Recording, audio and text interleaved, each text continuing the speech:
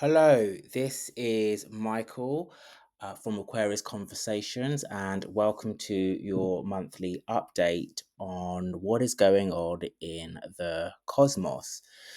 So, we are now in the month of Scorpio. We had the new moon in Scorpio on the 21st of October, which was just over a week ago, and that brought up a lot of activity going on energetically within the sky.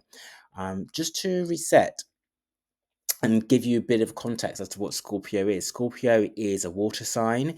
It is one of the major water signs. Well, there's only three of them, but one of the most intense, shall we say, signs of the zodiac, and quite misunderstood for various reasons. But some of the traits that it has is that yes, it's intense, extremely powerful and transformative, but above and beyond that, it's an entirely it's extremely intelligent and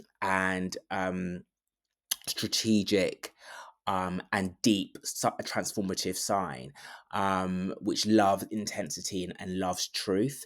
And so when it's at its best, it's a beautiful energy to connect with and to work with. But like all things, it has a shadow side as well. And so with the month of Scorpio that we're now in, it's really important to understand that the energies that are playing out can seem quite intense. It can seem to sort of overrule or be unruly in some areas of our lives, and we may get triggered in lots of ways as well.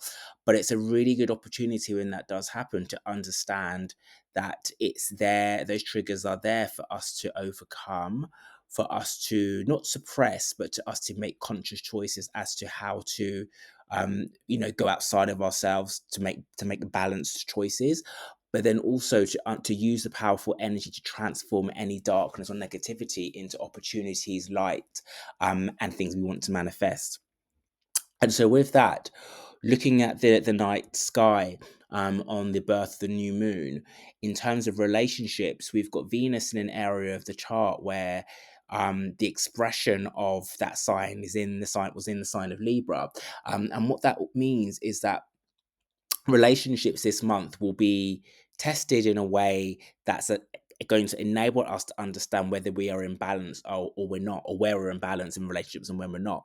For those who are single, it's a great time to kind of reset how we want to communicate with potential new partners, how we think about ourselves in relationships and what that looks like, where we would like to how we would like to communicate in our next relationship. It's really about the communication, and the depth of that communication is also the undercurrent with going on with that as well. So go out, look for individuals to connect with, but don't leave it on that surface level. Do it, ask questions that are probing, ask questions that will get you forward to understand where you want to go with that particular person or not. And that's be a key feature this month. For those in relationship, it's a really good opportunity and time to connect with how you are both seeing each other from a communication perspective. Um, is it balanced, your communication, or do you need to reset how you speak to each other?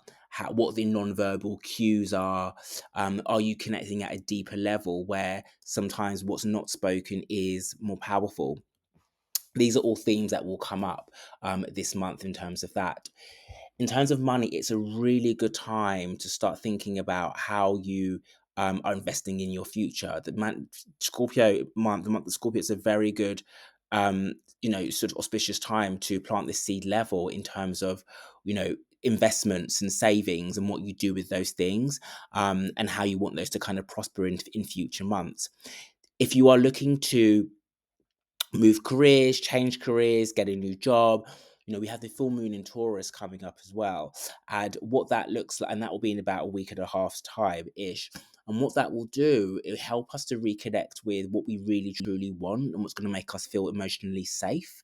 And from a career perspective and also from a money perspective, what does that look like? And so these days leading up to that time, you can really start to draw down that energy of and what emotional safety looks like for you in terms of money and work, and how you can emotionally express yourself in a way in these areas that makes you feel like your true desire is being expressed in your true self.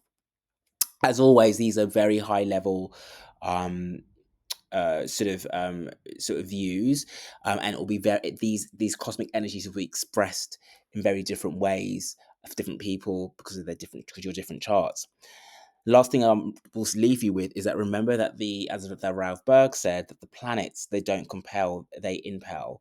And what that means is that we have the ability to rise beyond the the cosmos, and we do that by our state of consciousness, which is the domineering thing that we're thinking about all the time, and where we what we think. So with that, I will leave you with these high levels.